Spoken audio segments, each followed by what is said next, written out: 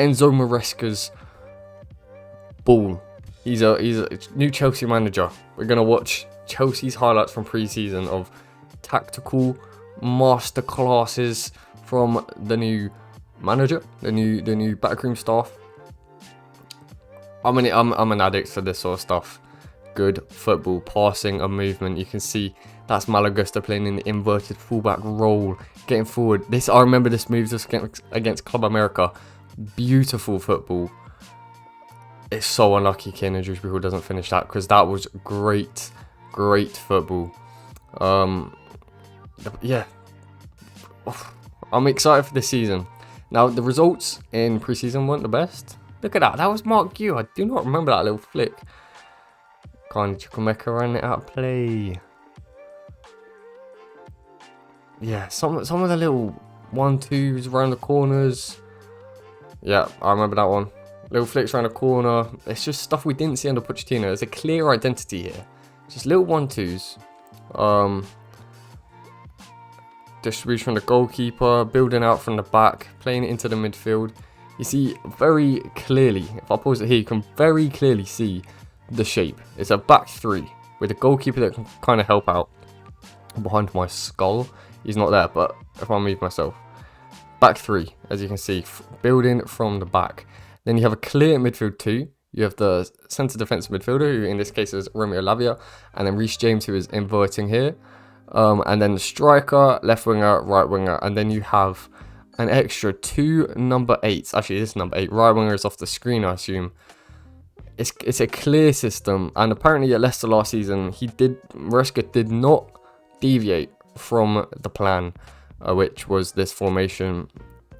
So against Inter Milan, it was a decent performance in the end, although it was a 1-1, bit of a scuffy equaliser. That was Ugochukwu goal against Wrexham. Don't really know why that's in there. It was a bit of a scuffy goal again.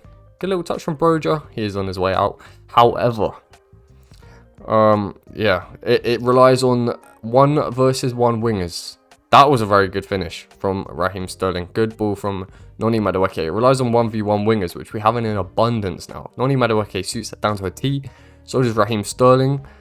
If Mudryk can just work on his confidence, I reckon he could have a great role here. This was Ugochukwu's sort of scuffy goal against Inter Milan. And then new signing Pedro Neto, one of the best one-on-one attackers in the Premier League for years.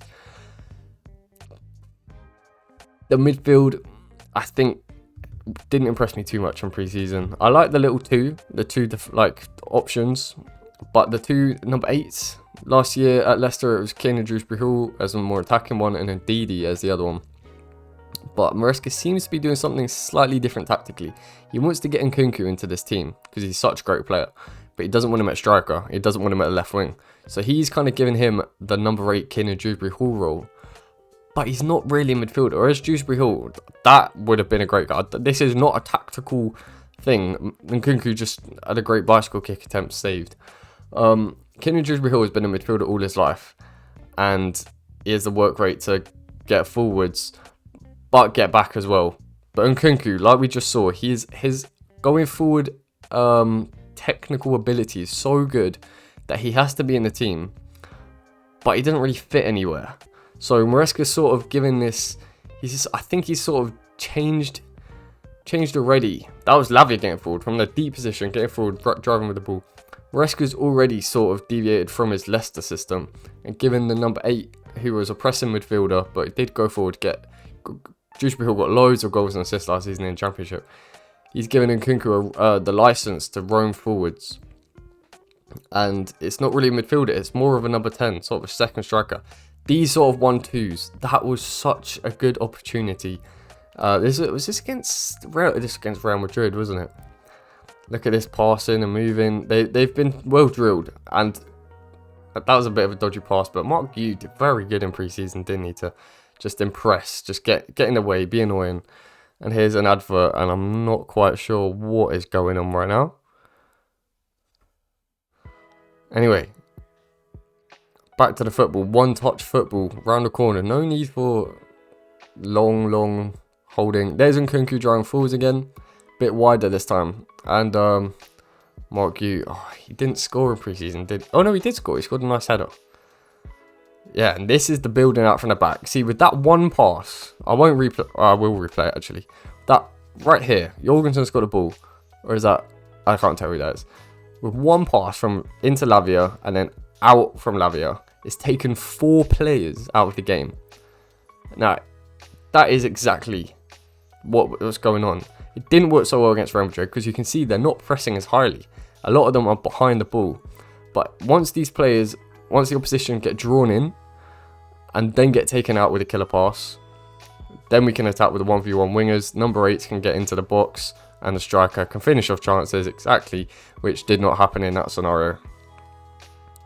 Reece James had a go at inverting, Malagusta had a go at inverting, Renato Vega had a go at inverting, Cucurella didn't against Inter Milan, although he only played 45 minutes. Ben Chilwell seems to look like there's no role for him, sadly. We'll have to see what happens with his future. That pass was just slightly overhit by Malagusto. Otherwise, it could have been a great pass and a good goal. Gusto cross. So he did. Maresca also did something very interesting tactically against Inter Milan. He sort of wanted Cole Palmer to float inside a little bit. That's how we got all the goals and assists last season, primarily from the number 10 position. And then Malagusto so good at overlapping that he kind of just said, guys, if you want, Palmer, you come inside, and then Gusto go round, overlap, provide the width, and then it just creates an overload on that right hand side. And it worked a little bit. I just think with more time and more training, Maresca's will just be able to implement the system. We got the players to do it, and I don't think even much more investment is required. We've had a lot of investment, but and Ozymen just to finish some chances. Tyreek George did impress in that first game against Wrexham. His ball control was incredible. He didn't play again. Yeah, and Ozymen to finish chances, and then like I was talking about with Nkunku, with that sort of number 10 position, just floating around, doesn't have to do too much dirty defensive work. João Felix could suit that down to a T, I reckon. Just little flicks around the edge of the box, unlocking defences, and then you've got an Enzo Fernandez next door to put in balls like that. And Ozymen would feast on those sort of crosses. Madueke scored this one against Real Madrid. It's a good header as well in the end. Madueke scored a penalty as well. Like, these penalties, these crosses aren't really the Maresca football that's going to be like the identity of us.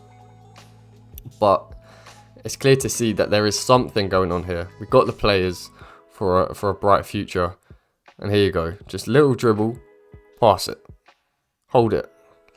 Lavia really was good in that base midfield. He's played under Maresca before. See, this sort of one-touch football, slipping other players in. Look at that pass from bloody Enzo Fernandez. And it's unlucky. Nkunku did the right thing there with the finish to go through the keeper's legs. It was just a very good save in the end by a good goalkeeper. I just want to highlight, this is the striker. Actually, where is the striker? Is that Dewsbury Hall? It's hard to see with the quality of this video, but Nkunku, I don't think he was playing at striker for this game. He's sort of that number 8. That's Gaiso, that's Lavia, that's Enzo. That's the entire midfield. That's Mudryk on the right, Nkunku. Who's that then? Dewsbury Hall, and who's playing left wing? Sterling up here. Oh, it's Gusto. Oh my goodness. Well, Nkunku made a very good run there, and I think if he's playing that sort of number... It's not a number 10 role, but then it's definitely not a number 8 because he doesn't do too much defensively. Then I think he can make great runs. We saw the run he had where he got taken down for the penalty that he gave to Sterling, I think it was. You know the run I'm talking about with the ball, the dribble. Caicedo, he will be very well suited to this system. So it's similar to what De Zerbi was doing at Brighton. He said that it was all tactics, positioning under De Zerbi. He came to Chelsea and Pochettino was like, just running. Lavia, great ball in there. And this Madueke finish, no one's talked about that, but the little shift it with the left, open up the body, slide into the bottom corner. The composure is impressive there. There's links of Chelsea selling Madueke. Now this sort of thing, Madueke going back to the keeper, Sanchez going long. I mean, it did find its target, but I don't think that's great. But you've got to be brave to be these defenders and midfielders on the ball. I don't think Maresca, though, wants the goalkeeper to go long every time. This was unlucky from Broja. I mean, it was great from Madueke. Poor finish from Broja in the end. Well, that is it. There's a lawnmower started up outside my window, so I'm going to finish off the video pretty soon. Tell me what you think of that. Are you excited for this Enzo Maresca ball? Premier League season is right around the corner. It might even have started by the time this video is out. I'm going to schedule it. So do like the video if you haven't already. It's not doing it. There you go. Subscribe, please.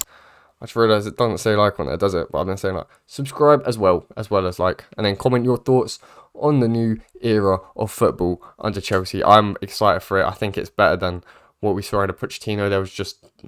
I don't think the players understood what to do under Pochettino. Whereas this seems like there is an identity and something to be looking forward to. And the more time Enzo Maresca has, the more he can drill it into his players. And we can see results from it and good performances. So, thank you very much for watching. Goodbye.